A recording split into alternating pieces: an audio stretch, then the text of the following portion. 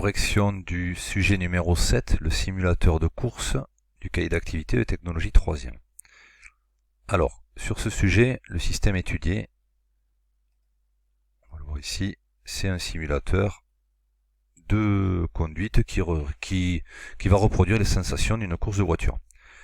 Nous allons avoir des vérins au niveau du siège, et en fonction des données envoyées par le jeu vidéo, ça va correspondre à des accélérations, des freinages ou des virages.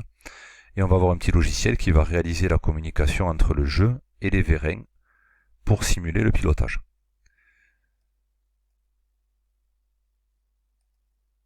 Donc ici nous avons trois positions du siège qui correspondent soit à l'accélération, au freinage ou vitesse constante du véhicule. Alors ce qu'on peut se dire, c'est que quand le siège ne bouge pas, c'est qu'on est à vitesse constante. S'il y a un freinage, c'est pourquoi on a inventé les ceintures de sécurité dans un véhicule. Lors d'un freinage d'urgence, un freinage brutal, le corps est projeté à l'avant.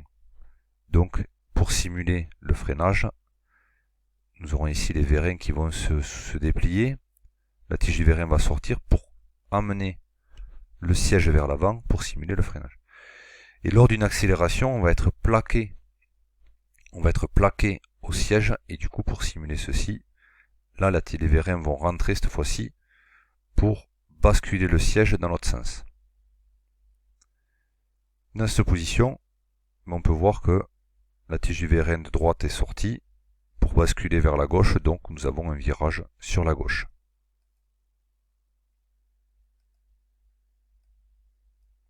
Donc vitesse constante, le siège ne bouge pas. Projeté vers l'avant, c'est le freinage. Projeté en arrière, c'est une accélération. On est plaqué vers l'arrière. Donc on prend ce qu'on appelle des G. Un G correspond à une fois son poids. On peut voir que le simulateur permet de simuler des accélérations jusqu'à 4G, c'est-à-dire 4 fois l'accélération de la pesanteur, 4 fois, et 2G dans un virage. C'est-à-dire on va avoir une sensation comme si on pesait 4 fois son corps, son propre poids. Ici, on met un virage à droite. Attention, oui, ne pas vous dire que c'est un virage à gauche. Et quand on tourne vers la droite, on a tendance à être incliné vers la gauche. Donc,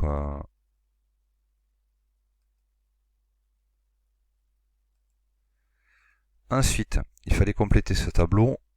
Donc, nous avions les trois, on va dire, ce sont les trois contraintes que devait réaliser le simulateur, trois contraintes principales.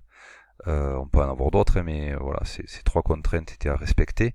Donc je vous rappelle, on a déjà vu qu'on a fait l'activité sur le cahier des charges. Donc la première contrainte du simulateur, c'est sa fonction principale, c'est un petit peu, c'est procurer les sensations de conduite d'une Formule 1. Donc on doit avoir l'accélération en ligne droite.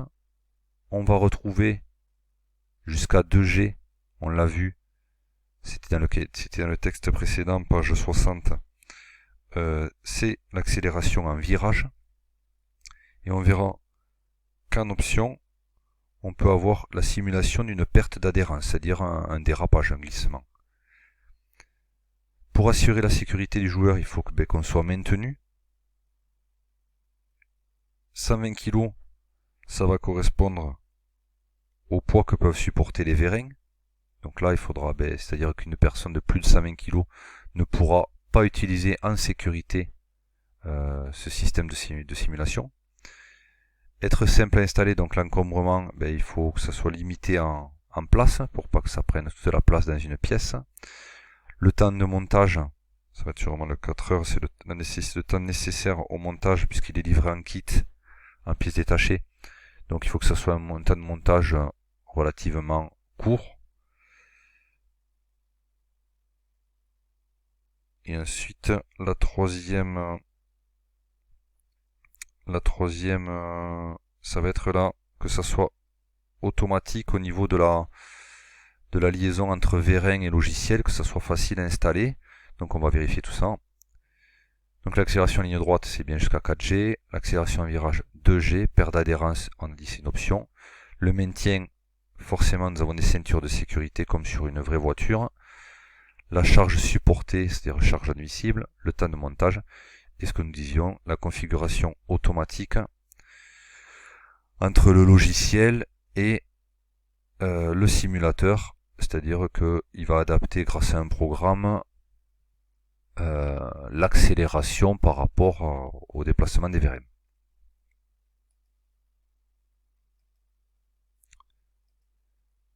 L'exercice numéro 4, c'était la lecture d'une courbe. Donc de suite, on peut voir que cette courbe passe par 0 et nous avons une droite. Alors c'est plus une courbe, c'est une droite qui a une pente de 45 degrés. Donc ça veut dire qu'elle est proportionnelle. On peut voir que c'est proportionnel. 0,05 de déplacement de vérin correspond à 0,05 d'accélération en G. Ici, on vous demandait plus ou moins 75 mm. 75 mm, ben c'est entre 0,05 et 0,1. Puisqu'ici, voilà, on va se retrouver ici. Le 75 mm est à ce niveau. Si je monte au niveau de la droite et que je fais une projection sur l'axe des ordonnées, j'obtiens la même valeur. Donc ici, pour 75 mm, nous aurons 0,075 G. D'accord, puisque 75 mm c'est bien 0,075 mètres, et on obtient bien 0,075 G. Donc là c'était assez facile, lecture de courbe proportionnelle. Nous passons au petit programme, l'algorithme. Donc nous avons ici l'algorithme. Dans le programme qui permet de piloter le simulateur, la commande obtenir AC se récupère la valeur de l'accélération, récupère donc la valeur dans le logiciel. La commande bouger vérin de D, donc c'est la valeur en millimètres, ça va permettre de déplacer les vérins.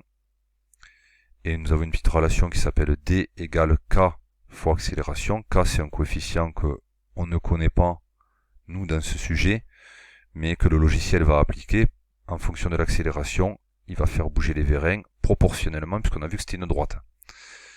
La touche échappe permet de stopper le pilotage, sinon il continue indéfiniment. Donc il fallait compléter l'organigramme en utilisant ces commandes en gras. Donc on peut voir ici,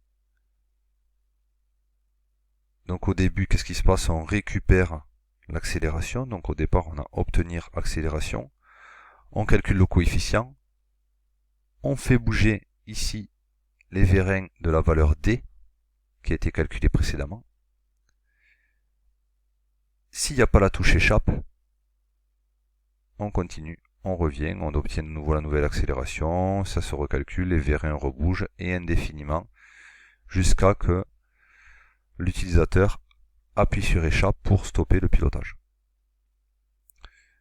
Quel capteur va permettre de mesurer l'accélération? C'est ce qu'on appelle un accéléromètre. Donc si on compare, ici on installe sur le siège, on relève une accélération en ligne droite de 0,075. On peut voir que le cahier des charges n'est pas respecté, puisque le cahier des charges, il avait marqué que ça pouvait aller en ligne droite jusqu'à 4G. Donc ici,